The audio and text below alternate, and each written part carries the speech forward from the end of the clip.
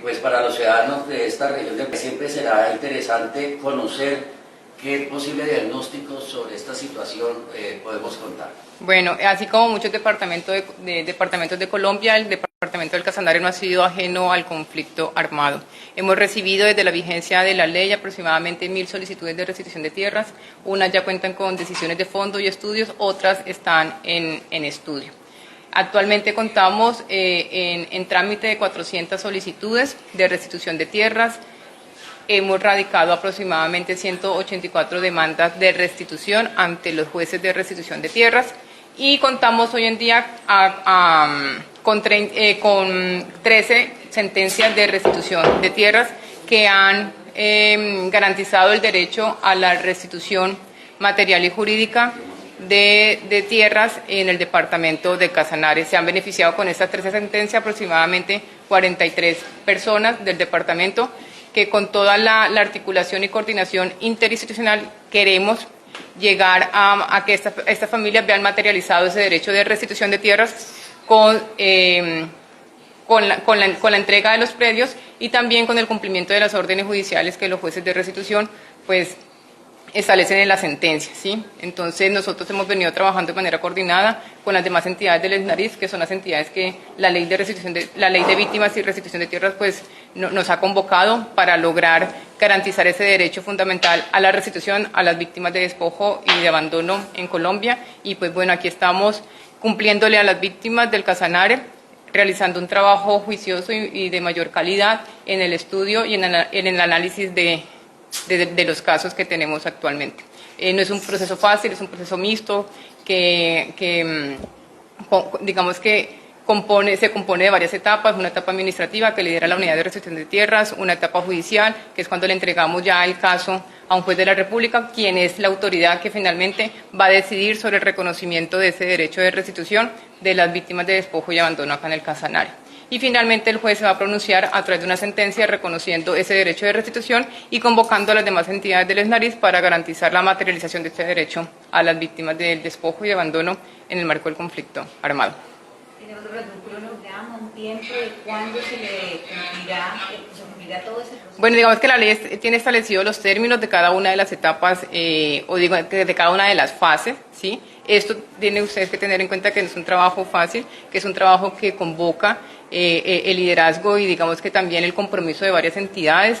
Nosotros para iniciar el proceso tenemos que tener una zona microfocalizada, es decir, nosotros empezamos a intervenir en esa zona donde hemos contado con la coordinación de la fuerza pública, con las condiciones de seguridad, condiciones de retorno y densidad del despojo para poder iniciar este proceso.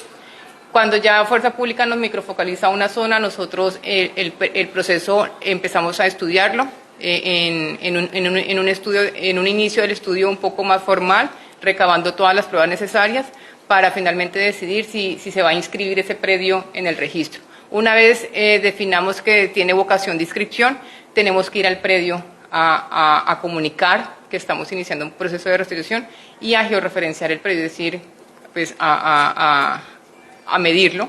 ¿Qué pasa? Nosotros tenemos que hacer una identificación plena del predio. Y eso es donde nos lleva a nosotros a que tenemos que hacer una coordinación muy directa con Fuerza Pública, porque nosotros conocemos las condiciones de seguridad o los contextos que actualmente hay en los territorios y debemos garantizar que nuestro accionar no va a poner en riesgo la integridad de ninguna persona. También nosotros estamos llamando desde este nuevo gobierno a que este proceso también sea acompañado de organizaciones sociales y comunitarias en el territorio, que más personas y más actores claves en el territorio conozcan de nuestra intervención y del trabajo conjunto que debemos realizar. La ley establece todos los tiempos y los requisitos que se deben establecer para determinar si un caso que nos llega a nosotros cumple o no con los requisitos que establece la ley. Hemos recibido también casos que luego del estudio minucioso que realizamos, pues determinamos que finalmente no cumple con los 3 criterios que establece la ley y desafortunadamente pues no entraría en este proceso, ¿sí? Muchas personas ven también de pronto en la restitución como una esperanza o una alternativa de poder solucionar un problema que de pronto es ajeno a lo que nos establece la ley. Entonces también hemos recibido casos donde se ha determinado que no se cumple con los criterios para incluir en el registro de tierras despojadas y abandonadas. ¿Se ha cambiado el protocolo para dar una mejor respuesta a esos requerimientos de la comunidad frente a este tema y a esta problemática tan sensible? Este nuevo gobierno ha venido adelantando varias acciones desde el nivel central, desde el nivel nacional, con el Congreso, con varias entidades, con el Ministerio de Agricultura, para mirar cómo hacemos para flexibilizar algunas etapas en el proceso. Se radicó un proyecto de ley en el mes de febrero ante el Congreso que busca que se modifique la ley. Acá todo el cambio que queramos hacer tiene que ir mediado por una modificación a una ley, ¿sí? Eso no lo puede decidir directamente el director general de la unidad. Todo tiene que ser a través de un acto digamos que de un accionar dentro del legislativo, ¿cierto? Que es el cambio o modificación de una ley. Se radicó un proyecto de ley para flexibilizar un poco el tema de los casos que tenemos en etapa administrativa, que no cuenta con ocupantes, es decir, que ya después de todo el proceso no se evidenció que hay ocupantes u opositores, y lo que se busca es que ese caso se decida en etapa administrativa, que la misma unidad lo decida y no pase al juez, ¿sí? Con eso estaríamos como reduciendo un poco los tiempos para que esa persona pues tenga una respuesta frente a su solicitud de restitución de tierra. Entonces sí hemos avanzado en poder buscar y flexibilizar algunos cambios. También dentro del Plan Nacional de Desarrollo quedó establecido un artículo donde se establece la atención a los segundos ocupantes dentro del proceso, cuando se identifican unos terceros en el predio. Si esta persona, ante el juez demostró que tiene buena fe, que no tuvo ninguna relación con la situación de despojo del solicitante, y que es una persona o una familia vulnerable, en algunos casos también víctima, que llegó de otra parte o del departamento o de otra parte digamos que del país a ocupar ese predio, y que tiene unas condiciones socioeconómicas pues bastante significativas, lo que se busca es que también la unidad pues atienda a esa persona con unas medidas de proyectos productivos y en algunos casos también de vivienda. Logramos que eso quedara establecido dentro del Plan Nacional de Desarrollo, y se adicionó ese artículo a la ley. Entonces digamos que desde nivel nacional se ha venido trabajando en hacer un poco más flexible la norma, porque cuando se hizo la norma o la ley, pues no se contemplaron varias situaciones. O sea, nunca se pensó que dentro del proceso íbamos a encontrar personas ahí también vulnerables, por ejemplo, y qué vamos a hacer con ellos, porque no podemos tampoco, por garantizar el derecho al uno, pues de mejorarle un derecho a otra persona. Entonces digamos que para responder su pregunta, sí hemos venido adelantando acciones desde el nivel nacional para flexibilizar y para hacer un poco más también amigable y armónico este proceso de restitución. En este momento, para 2023, ¿cuántas demandas por tierras hay? ¿A cuántas hectáreas equivalen? ¿Y en qué municipios es donde más se hacen los requerimientos? Bueno, nosotros aquí en este momento tenemos, como les comentábamos, 184 demandas ya radicadas. Procesos que están inscritos, es decir, que ya finalizaron la etapa administrativa y que deben radicarse las demandas, tenemos actualmente 221. ¿Cuáles son los municipios donde hemos recibido mayor solicitudes de restitución acá en el Casanare? Está Agua Azul, está Atocorozal, está Maní, Orocue, Tauramena y Yopal. Estos son los municipios acá en el Casanare donde más tenemos solicitudes de restitución de tierras. ¿Al norte no aparece, el norte de Casanare? Sí, en todos tenemos, pero yo le estoy leyendo acá los que más, ¿sí? Tanto en el norte o al sur de Casanare tenemos solicitudes de restitución, solamente le estoy leyendo los que más tenemos, los que más hemos recibido, que son aproximadamente entre 150 y 160 solicitudes. En los otros sí, hacia abajo 100, 90, 60, pero en todos, o sea, no hay el que menos de pronto es La Salina, pero de resto hemos recibido en Villanueva, en Trinidad, en Támara. Sí, entonces digamos que nuestro gran foco es el norte y el sur acá de Casanare. ¿Cuáles son los principales factores de despojo que plantean las personas afectadas por este fenómeno? Bueno, digamos que los principales hechos de abandono y de despojo, que son dos situaciones particulares, están relacionadas con enfrentamientos que ocurrieron entre grupos armados ilegales. Digamos que nos manifiesta mucho los enfrentamientos que hubo en una época entre paramilitares y la guerrilla en su época acá en la FARC, y también algunas retaliaciones que hubo y enfrentamientos y confrontaciones con fuerza pública, ¿sí? Han sido como digamos que los mayores hechos de despojo que han dado origen al despojo y al abandono aquí en el Casanare. ¿Agentes del Estado, familias políticas de la región han sido mencionadas Nosotros- como despojadores? Nosotros, la ley nos establece en su artículo 3 quiénes son las víctimas del conflicto armado, y en este caso nosotros no hemos todavía estudiado ningún caso de estas situaciones. Todo ha sido en el marco del conflicto armado, actores ilegales que han, digamos que, dinamizado todo el escenario de conflicto que se ha vivido acá en Colombia, paramilitares y guerrillas para acá en Casanare. Dentro de ese proceso que ha adelantado el gobierno de Gustavo Petro, ¿han hecho revisión de casos, han encontrado errores y han buscado cómo resarcir esos errores y mitigar esos efectos a esas familias afectadas? Sí, nos encontramos actualmente en estos momentos. Hace mes y medio conocimos el caso, es conocido en la vereda en Orocue, el hato, se me olvidó.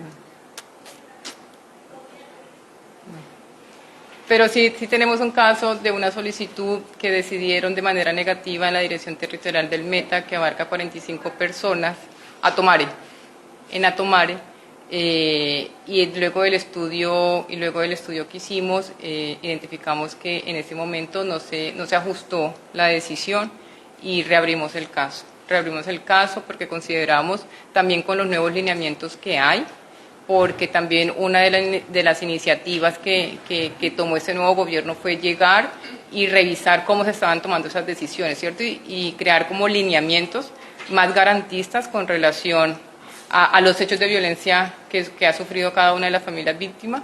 Y en aplicación de esos nuevos lineamientos encontramos para Casanare este caso de 44 familias en Atomare Mare, que luego de ese análisis pues identificamos que sí tienen derecho y posibilidad, y estamos en recolección de pruebas de campo, en este momento catastrales, para proceder a la inscripción de estos 44 casos en el registro de tierras despojadas y abandonadas. Tenemos varias, tienen que organizar. Tenemos varias decisiones negativas que tenemos que entrar a revisar, ¿sí? Que se han tomado aquí en el departamento, aplicando también esos nuevos lineamientos que hay desde el nivel central en garantía de los derechos de las víctimas de despojo y abandono. A nivel nacional, una de las modalidades ha sido la figura de tenedores de buena fe, de terceros. En algunos casos se despojó, se puso a nombre de terceros, en muchos casos en una situación armada, montada. ¿En Casanare también se ven ese tipo de casos? Sí, mucho. En este momento nosotros lo que hemos identificado en los casos es que la mayoría de las situaciones fueron despojo, ¿sí? Y que en este momento muchos de los casos que estamos estudiando y analizando, pues encontramos personas ahí. Nosotros, ¿qué hacemos con esta información? Se debe garantizar el derecho al debido proceso y el derecho a la defensa, ¿cierto? Nosotros no somos quien vamos a entrar a juzgar esa situación o esa tenencia o cómo llegó. No, nosotros ¿qué hacemos? Recolectamos la información. Si encontramos, en el momento que vamos a comunicar el predio, si encontramos ahí a otra persona, lo que le decimos a esta persona que encontramos en el predio del tercero es que aporte todos los documentos que esa persona tenga con relación a ese vínculo, a esa relación con el predio. En la demanda de restitución, cuando la radicamos, nosotros le pasamos esta información al juez. El juez, en garantía también de ese derecho a la defensa, lo llamará, ¿cierto? Y esta persona tendrá todas las garantías de defender ese vínculo, ese derecho que tiene con el predio, y será el juez el que definirá finalmente si se reconoce como un segundo ocupante, una familia. El segundo ocupante es una familia que pudo haber llegado al predio en condiciones ajenas al conflicto armado y que se encontró que es también una familia vulnerable. Y la Corte Constitucional, en una sentencia, la C-330 del 2016, sí fue muy clara en ordenar a la Unidad de Restitución de Tierras la atención de estas personas segundos ocupantes de buena fe en los predios que estamos restituyendo. ¿Cómo se procede en el caso que hay una demanda sobre algún territorio, sobre alguna tierra, y en esta tierra todavía hay episodios de violencia? ¿Se archiva o qué se le dice a la familia? Nosotros, como yo les decía al comienzo, empezamos a trabajar en las zonas microfocalizadas, en las zonas que cumplen con 3 requisitos, ¿no? Condiciones del despojo, condiciones de seguridad y condiciones para el retorno. Densidad del despojo, condiciones de seguridad y condiciones de retorno, ¿sí? Si dentro del trámite, porque nosotros hacemos reuniones de coordinación periódicas cada mes con la Fuerza Pública, si dentro en el trámite, cuando nosotros vamos a programar la salida a terreno, Fuerza Pública nos dice en esta vereda o en este municipio las condiciones actuales de conflicto armado, porque acá también hay que hacer una distinción de las nuevas dinámicas de conflicto armado que están emergiendo en los territorios, ¿no? La Fuerza Pública nos dice que no hay condiciones de seguridad, esa solicitud queda suspendida. Se hace una resolución de suspensión por Fuerza Pública. A los 3 meses volvemos a convocar el Comité Operativo Local de Restitución, donde volvemos a presentar esta solicitud y Fuerza Pública nos dirá si se puede suspender o si se puede levantar la suspensión o continúa suspendida. Los mecanismos de verificación, los mecanismos de desarrollo del trámite, aseguran que se da total transparencia en el proceso a pesar de la distancia, porque estamos hablando de oficinas que están en Bogotá, de jueces que están en Bogotá, que difícilmente se desplazan a los territorios, en este caso al departamento del Casanare y esta región. ¿Quién o de qué manera se asegura pues que esa información que se lleve, de toda la verificación que se hace en terreno, responda efectivamente a la realidad de los hechos? Bueno, precisamente cuando se pasó la jurisdicción a Bogotá, en ese mismo lapso de tiempo, se vio la necesidad de abrir acá una oficina de atención. Aquí tenemos una oficina de atención que funciona de lunes a viernes en la carrera 16 con 15, donde tenemos un equipo de abogados catastrales sociales que atienden a los solicitantes de restitución del departamento, que resuelven las dudas y les van comentando la situación particular. Hoy, por ejemplo, tenemos un caso de especial importancia que tenemos que hacerle seguimiento y que ya nos dio la necesidad de que tenemos que hablar con la familia. Entonces, digamos, en esta reunión, en esta visita del día de hoy, me reuní con los 15 hermanos de un proceso que estamos trabajando. Entonces, digamos que la distancia no hace que... Pues yo no vería distancia porque tenemos una oficina de atención acá, ¿sí? Que si se amerita el abogado que lleva el proceso, porque acá también hay abogados que llevan el proceso, o si el abogado que lleva el proceso está en Bogotá, debe venir. La que hemos recibido por parte de las familias con las que nos hemos reunido a lo largo de este tiempo, y es que ellos ven una garantía de seguridad y de confiabilidad que los casos estén en Bogotá.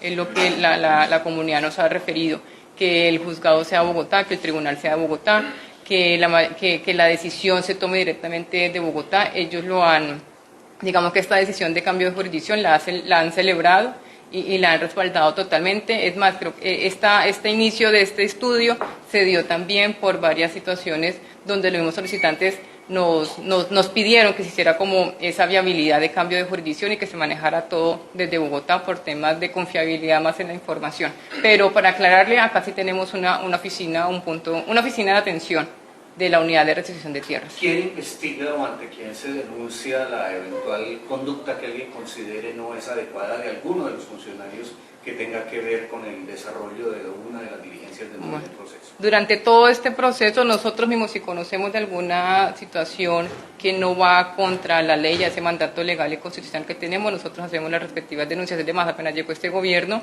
no sé si ustedes se pudieron enterar, nosotros denunciamos varios casos de corrupción de varias direcciones territoriales a nivel nacional sobre presuntas situaciones que no estaban acorde al debido proceso y a la garantía de los derechos de las víctimas y que no estaban pegadas a la ley. Entonces nosotros pusimos esto en conocimiento de las autoridades y ya está en manos también de la Fiscalía, de la Oficina de Transparencia y Anticorrupción de la Presidencia de la República para que se haga lo correspondiente. Entonces nosotros mismos podemos denunciar estos casos. Nosotros también, como trabajamos directamente con organismos también de Ministerio Público, también si se conocen, pues todos como institución y como ciudadanos tenemos el deber de denunciar, ¿cierto? Entonces, directamente, si nosotros conocemos alguna situación, la denunciamos y lo estamos haciendo actualmente. Básicamente, el alcance de la sede de Yopal es recepción, orientación y seguimiento. Todo el proceso lo impulsamos desde acá, sino que el que firma la resolución al final de cuentas es el director territorial, o sea, acá la suscrita. Pero acá se impulsa, acá hay abogados de atención al ciudadano que recibimos las solicitudes, hay catastrales que ayudan a recibir la solicitud porque tienen que hacer una identificación preliminar del predio, pero también hacen diligencias en campo de comunicación y de georreferenciación, es decir, también va el catastral de acá a medir en campo cada predio. Hay un abogado sustanciador que se encarga de hacer todo el análisis del caso, sustanciar el caso para finalmente, o sea, recabar como todas las pruebas para finalmente tomar una decisión. Hay una también profesional social comunitaria que se encarga también de atender a la comunidad, hacer todo el diálogo con las instituciones, con mesa de víctimas, con organizaciones, con líderes, y también ir a tomar las pruebas comunitarias en campo. Debemos tener en cuenta que toda la carga probatoria la tenemos nosotros, ¿sí? ¿Qué pasa en la eventualidad en que el proceso de reconstrucción de la tradición de propiedad de un terreno se detecte algún tipo de irregularidad, por ejemplo, en una notaría o en una situación así en un municipio?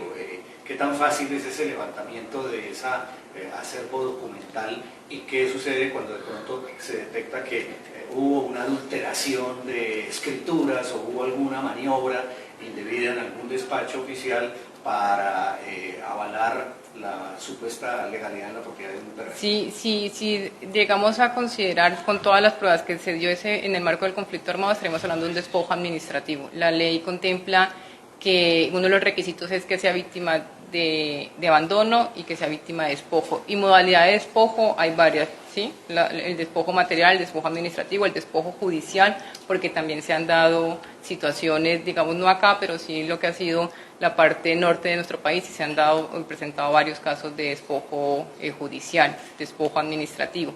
Nosotros, como le cuento, tenemos toda la carga probatoria, es decir, que tenemos que recoger toda la información, hacer todo el análisis jurídico, social y catastral del caso, para decidir si finalmente cumple con los criterios que establece la ley para inscribirlo en el Registro Único de Tierras Despojadas y Abandonadas. ¿Qué tipo de acompañamiento le hacen a las personas? Porque digamos que este tema de restitución no es nada fácil, ¿no?